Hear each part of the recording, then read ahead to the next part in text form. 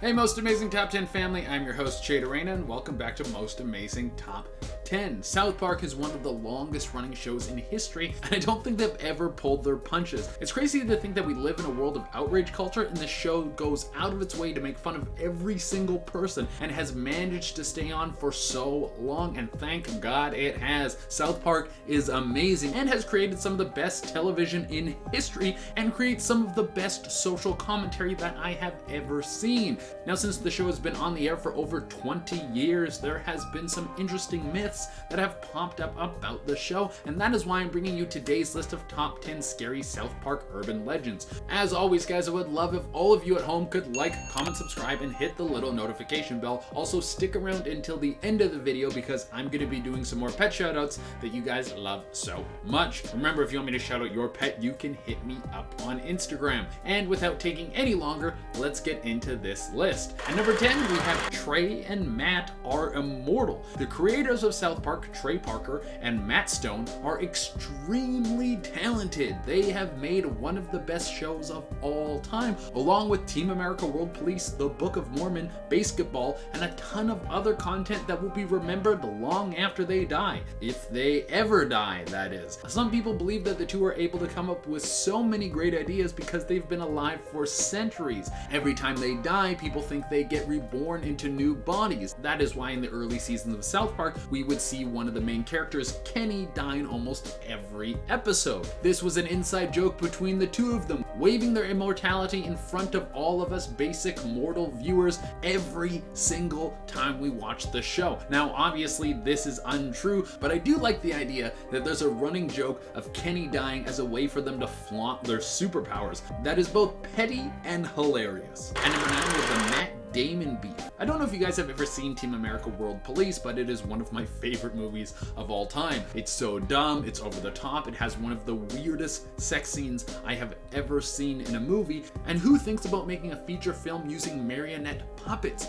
Just hearing that concept sounds crazy, but in that movie there are a bunch of celebrities who are all represented in different ways, none of them being that flattering. The one that is probably the most insulting is Matt Damon. Throughout the movie, he never says anything other than his name in a very dumbed down tone. He's like the worst Pokemon that you could ever get. He has no special moves and he's all forehead. Well, the rumor is that they made Matt Damon this way because during the casting for Team America World Police, Trey Parker and Matt Stone reached out to several actors to see if they wanted to voice their characters, one of which was Matt Damon. Now, for whatever reason, Matt Damon hated the two South Park creators and not only told them off, but threatened to assault them if he ever saw them in public. Apparently, the beef still stands to this day, but who knows? It's a great urban legend about the show and the creators. At number 8, we have handcrafted. There is a very unique style that South Park uses. This comes from the short animation that inspired the show called Jesus vs. Frosty. This short was made with construction paper cutouts in the style of stop motion animation. The legend is that the first 5 seasons of South Park were all made with this stop motion animation style, so I'm here to debunk this for you.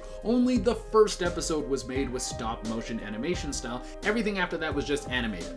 Why is this on a list of scary things? Because I think it would be terrifying work. Making 5 seasons of television by hand with little cardboard cutouts, that is grueling. At number 7, we have South Park was supposed to be a musical. That would have made the show very different. Could you imagine after every season of South Park, you could go out and buy the South Park album? They would have songs that would be on the Billboard charts, and honestly, that might be kind of cool. But the reason that people believe this is because the two creators have made several musicals. They have The Book of Mormon, Cannibal the musical, and even South Park the movie was a musical. The urban legend states that they pitched the show originally as a musical, but were denied and were forced to make something closer to a sitcom style. Their plan was to change the show to a musical in the later seasons, but the show was such a massive success that drastic of a change to the formula would have killed it.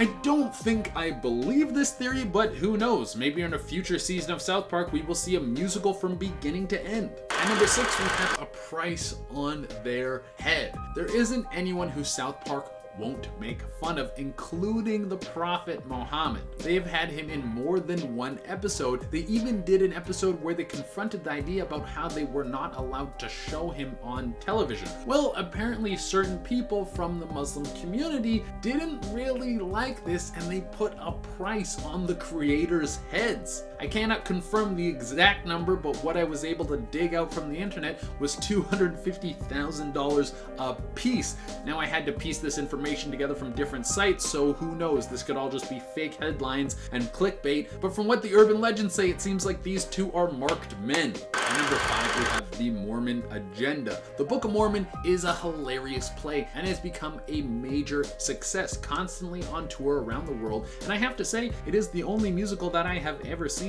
It made people like me who have never seen a musical get up and go to the theater. While some people think that the success of this play has more to do with the secret Mormon agenda than the great writing and amazing cast. There's a conspiracy theory that the whole play was funded and created by the Mormon community to spread the word of the Book of Mormon all over the world. They think that the entire musical was a marketing ploy and continues to be so. They even point to episodes of South Park where the Mormons are represented, saying that the two creators are tools of the Mormon faith. Yeah, I don't think the play did a good part of marketing for the Church of Mormon, but you're allowed to believe whatever you want. At number 4, Trey Parker and Matt Stone wanted to kill a celebrity every episode. As we have already covered, the way that celebrities are portrayed in anything that the South Park creators make can be pretty insulting, and I want to be clear, I am not blasting them. I love it. I just understand how some people can get upset. Well, there was a rumor floating around that the intention of the show in the early days was to kill a celebrity in every episode, but the Comedy Central executives wouldn't let them do this. Well, this is simply not true. The rumor was born from the first season when they wanted to kill Sally Struthers, but Comedy Central said they were not allowed to. Someone heard this and spiraled it into a strange story about the lust for celebrity blood. At number 3, we have a lost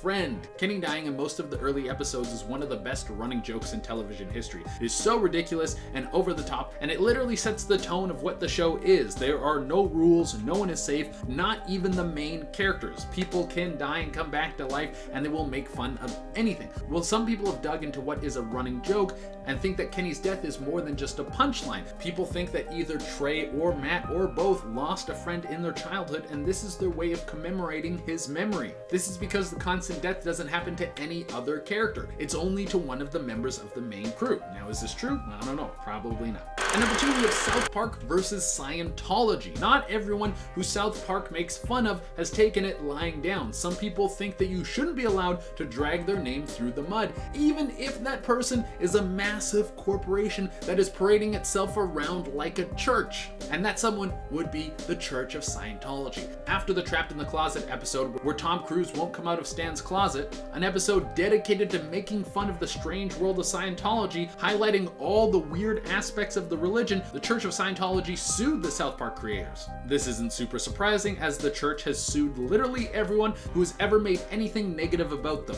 Well, the legend follows that the creators are still constantly harassed by the Church of Scientology, and it is still in the church's agenda to take down the show, which they have apparently tried to do through secret petitions and a GoFundMe campaign. And for the number 1 spot, aliens gifted South Park to Trey and Matt. Maybe the comedy gods do exist, and maybe they're actually extraterrestrials that come down to our planet to make sure we make good TV so they can watch it. This is one of the most wild theories I have read, but if you know me, the crazier the idea, the more likely I am to put it into a list. So throughout South Park, there is a little alien dude that can be seen in the background. Now, the rumor is that this alien is in every episode of South Park. Now, I don't know if he is indeed in every episode, but the alien does show his face a lot. Now, there is a lot of theories as to why this little dude has decided to become a background actor in this show, but one of the weirdest is that the show was actually made by aliens. Several forums have come up with the idea that aliens are behind the entire structure of the show because the show is focused on social commentary and they use it to influence us and control us. Is there any conspiracy theories that won't dive into aliens trying to control us? Yeah, I don't know if that's the case. I don't think aliens would want us to be afraid of man, bear, pig, or anything like that. Or maybe they do. I have no idea what aliens want. Alright everyone, that has been our list, and as promised, I'm going to be doing some more pet shoutouts. Remember, if you want me to shout out your pet, you can hit me up on Instagram. I pick new pets every day, so if you don't get picked one day, you can message back another day. I usually pick who messaged last. The best way is to just like message over and over. I'll see whoever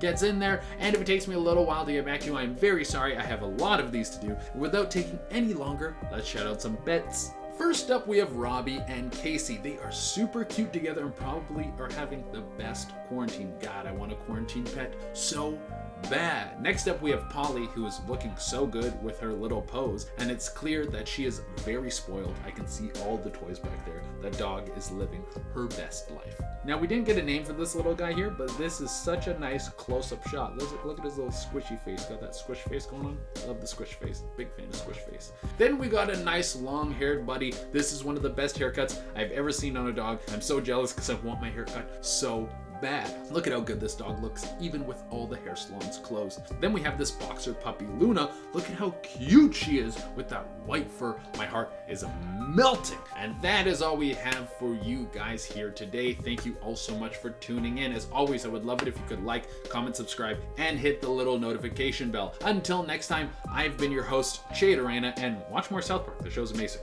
Bye.